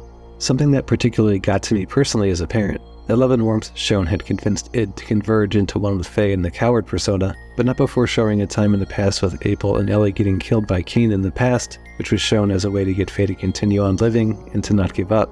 Then, each a different timeline, with the same results of Ellie dying and Faye being urged to live. Even in the destroyed world by Id, he would vow to live on forever as Grahf. For contrast, Krellin would create a new world with his own hands while Grahf would destroy it. An interesting thought at this point. It is also at this point we come into contact with the existence. Then we get some dialogue about how it is a being that transcends this dimension, and we wouldn't really understand. Then we learn that the ancient humans that crash landed here harnessed the power of the Zohar and used this ultimate energy to then create the ultimate weapon Deus, which uses as a power source. The reactor reached into the wave dimension to get more power and merged with the wave existence. So, as it descended from its plane of existence, the path of Sephiroth, it was created in Faye's world. The Zohar then became its cage in this world. So in order to get back to its world, Faye, the contact, has to release it since he has the will to do so. The mother's will that was given to the existence by the contact was brought upon by Abel and Ellie. Notably, Abel or Faye's desire to return to his mother. The physical form of the existence remains in the Zohar, while the will went into Ellie as its power went to Faye. In order to break its chains, it needs to combine with Deus and Ellie. So, as the contact, only Faye has the power to destroy the Zohar, and while she is bound to Deus, the only way to save her is to destroy it. After getting the Xenogear from the Existence, yet another curveball is thrown at us, with Khan having been used by Grahf for 3 years, so he would wait until we merge with the Existence to take over and destroy the world. It is now a battle against ourself. Faye against Lahan, Xenogear against Alpha Weltall. And it was certainly a cinematic battle, but used more so to show how powerful the Xenogear is, and to finally put an end to Grahf's tyranny. Look at it as Faye battling his inner shadow, so to speak, and putting the evil within himself in the traumas of his past with Sophie and Karen. Not to mention Grahf is a very twisted worldview, that the cycles of this life and the end will end in suffering and tragedy, and the best way to end it is just to destroy everything so the cycle ends. The real twist came from Khan, as Grahf sacrificing himself to the Zohar, since he is not the true contact version of Lahan as Faye is, and with his imperfections, realizes it's time to let go, and temporarily merges with the Zohar to get Faye some time to get to Deus unopposed, and to free humanity from the chains that binds us. It was also really trippy seeing the place where humanity was born, where Katamoni lie, while giving the full rundown to Bart and Satan, who I'm sure were quite blown away with Faye knowing all of this, and with him being the sole survivor from the crash-landed ship, and Ellie being the mother of all. It is really remarkable to be able to see the first woman in the world with your best friends at the time, in order to help put things into perspective. With a lot of the heavy lifting out of the way for now, we now pivot to the final battle with the Merkava, and a brilliant plan thought up by Bart to face it head-on and use the Yggdrasil 4 to lay the killing strike once inside the barrier. The cutscene was pretty epic, and watching that big ship that had been laying waste to the whole world go up in flames felt pretty awesome. But you really didn't think we were going to end it like that, did you? Deus had been using the ship as a vessel, and through nanomachines evolved into a large planetary-scale weapon, and started to terraform the planet, and in turn, use the planet itself as a weapon. The time draws near for the final area, but before we do that, it's important to discuss 2 optional areas that I took before heading to Deus. Those areas being the Lighthouse and Dunman Island, which we will quickly discuss before Deus. The Lighthouse was a particularly cool optional area because it is essentially a relic of the past, and I call back to the Zeboim civilization. You can meet Big Joe here and get some really overpowered accessories for the final battle, and I would recommend doing so, as you'll not regret it. The enemies are also really good for farming and leveling up your party should you feel the need to. Now, the absolute most important aspect of this area is bringing Emeralda here no matter what, and watching the first movie from the old terminal, which gives you a glimpse of the Zeboim culture from 4,000 years ago, and Ming as they're influencing the events of the time by the side of the Prime Minister. We also get a glimpse of some early gears and the nuclear missiles, similar to the ones in the mass driver facility. The people of this era couldn't really have kids and began to fall into favor with religious extremists, and with the help of Kim and Ellie, created Emeralda to inspire hope. The dialogue between Kim and Ellie shows us that society was about to collapse, and Ellie herself couldn't bear children. It also plays on a lot of points with current events like birth rate decline, political strife, oppression, and war. We finally get the background on Emeralda's creation by Kim and the goals behind her use to save humanity. Emeralda was also the child that Kim and Ellie could never have, and they loved her. Knowing all this information now also causes Emeralda to grow into an adult. Yep, and that's really all we get on that. The final optional area, Dunman Island, is really more for level grinding as well as obtaining some nice endgame items and the best sword in the game for Satan. So really, there's no other purpose for you to go here. Now that we've covered the optional areas, let's go kill Deus. The final dungeon of the game felt like they had used all the available resources to create a true final dungeon given how non-existent the number of dungeons in Disc 2 actually were. The Anima Dungeons were a cakewalk in comparison to Deus given the insane encounter rates and the puzzles required you to get to the final area for the boss battle. Thankfully, the developers were generous enough to provide a map in the second area of the Switch puzzle, so if you got lost, which I admit to doing now even on my second playthrough, in order to get to where you need to get to, even if it's not exactly clearly defined. Falling through the tunnel with the lasers did help break up the monotony of the dungeon, since most of the time you were either doing battles with different kinds of angels, or getting lost among the similarly looking hallways. The significance of returning to the area with the 2 angels where you fight Ramses and encountering Deus is thematically significant, as you at long last finally go to battle God. It is also pretty awe-inspiring seeing Deus within its cocoon, so to speak, surrounded by angels that guard it. I personally took down each angel individually in no real order, and you certainly don't have to either. Each angel provided a different set of challenges for you, and I went for Metatron first, which is purely a beat the shit out of them battle. Then I went on to Harloot, who mainly uses status effects against you, then to Sundel, who will choose a gear to focus on, and it's most important not to use that gear against it, as it requires the most patience. Then I ended at Marloot, which is actually the most annoying since it takes your feel away, prolonging the battle, but was not particularly hard, or were any of the angels, and it makes the final battle with Deus that much easier. Given I had taken away its supports, the final battle with Deus was actually extremely easy since I had taken away its ability to heal, so really it was down to building up my death blows with Faye and Satan, and laying down some huge damage with Billy, and it was seriously over within 10 minutes. The spectacle of the battle was pretty amazing, and the joy of defeating God itself is always a nice feeling. Then it gets even more insane as you go inside of Deus to try and rescue Ellie, with Krellian there as his consciousness looks upon us. Krellian has given up on humanity and wants to ascend to the dimension of the wavy existence, while Faye wishes to save Ellie and humanity. Krellian, while also deeply misguided, wants to take away people's pain and loss and egos and live in harmony as one, the wavy existence dimension, and be with God.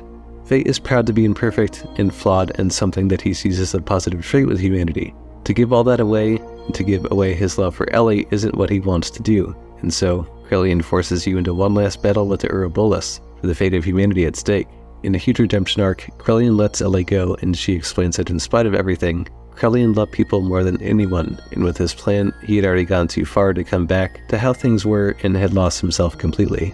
Krellian saw that love between Ellie and Faye, and understood that he could never have that love for himself, and in a truly heart-wrenching scene, as Faye and Ellie escape, Krellian saves them, and tells us that there is no more God, and the planet is of no matter to him, or the wave existence now. He'd committed far too many sins, and being able to actually be human is not something that he can do anymore. Krellian must now walk with God and depart the mortal plane of existence and put his horrific past behind him, though he does envy what Faye and Ellie had between them, since he was never able to have that for himself. And if he were crying when Faye and Ellie arrive in Xenogears with all their friends looking on, while that music hits, you don't know true cinema. A truly happy ending to a game that never ceases to amaze me from a narrative and storytelling perspective with an unforgettable cast. Now, let's discuss some other aspects of this masterpiece, like its mythology and themes, combat mechanics, and my final thoughts. Xenogears is known for its religious allusions, containing overtones of Gnosticism, Jewish mysticism, Jungian psychology, humanism, and Abrahamic religious symbolism, as well as questions about nature of existence, humanity, culture, faith, and religion. According to the Xenogears Perfect Works, the storyline is intended to ask the player what they would do in each case, as well as the power of blood, or connections between people, and fate. Other interpretations see it as a story breaking from fate, and the fight to freely choose one's own path. Xenogears delves into philosophical and psychological issues using and examining terms and ideas from Carl Jung, Friedrich Nietzsche, and Sigmund Freud. The most obvious allusion involves the nature of the game's protagonist, Fei Fong Wong, whose Freudian ego, superego, and id are discussed at length throughout the course of the game. Fei had subconsciously repressed his memories because of his unpleasant childhood. However, his desire to remember elements of his past, eventually leading to him discovering his own truth about who he is and what his relationship with the character known as id is. This repression also relates to the Jungian concept of the shadow. Distinctly Aldarian in nature, however, are the actions of certain characters, such as Ramses, whose actions are driven by an inferiority complex that stems from unconscious nodes that often permeate exterior behaviors of an individual. Though, although not distinctly psychological, allusions to the theories of the German philosopher Nietzsche are found in the game. For example, there are concepts of the eternal return, which, in Xenogears, correlates to the recurrences of the contact and the antitype. The plot of Xenogears involves the main character Faye defeating Deus of the Aveh interplanetary invasion system, which had seeded humanity on the planet in order to eventually use them as parts of its new body. The protagonist Faye is also called the Slayer of God, and the game contains a track called One Who Bears Fangs at God.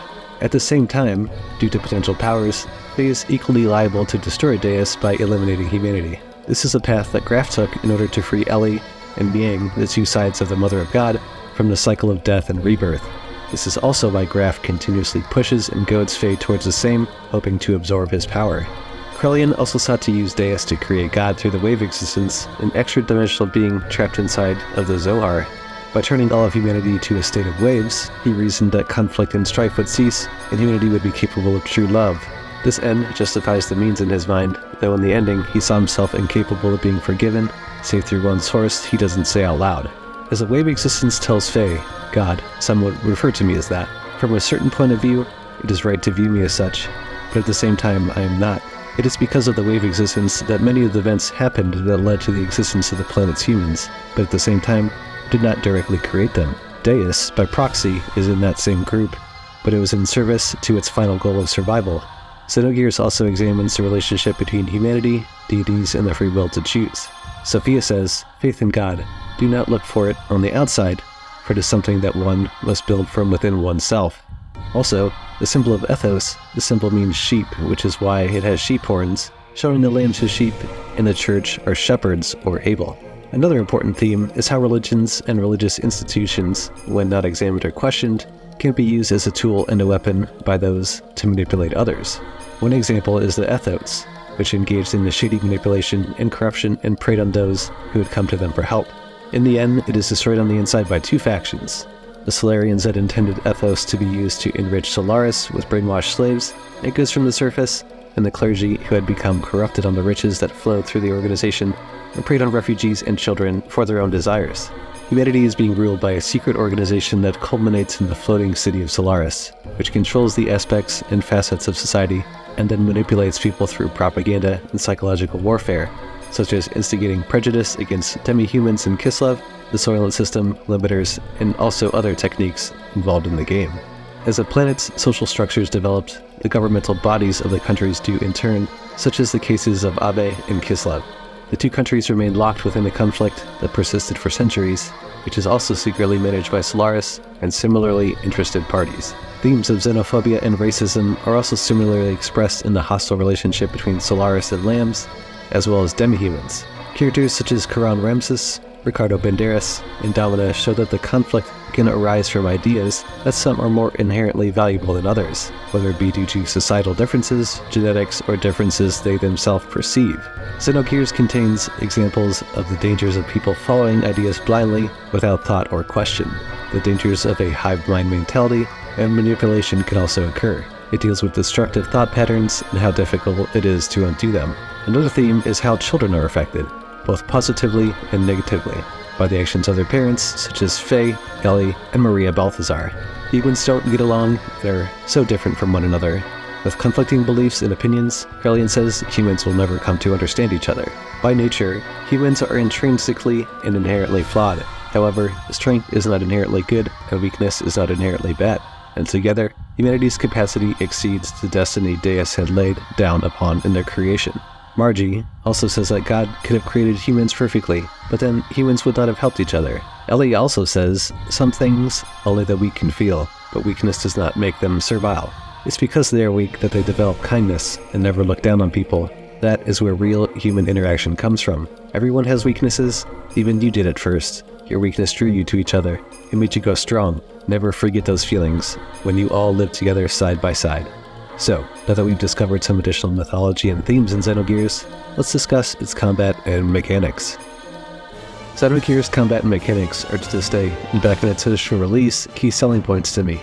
That feeling of piloting large gear, battling against unfathomably large enemies while you attack them with insane death blows and ether attacks, that could come straight out of Gundam or Neon Genesis Evangelion. Each battle I felt while in the gears, and the Omni Gears, you really feel that power. And this is a game from the late 90s no less.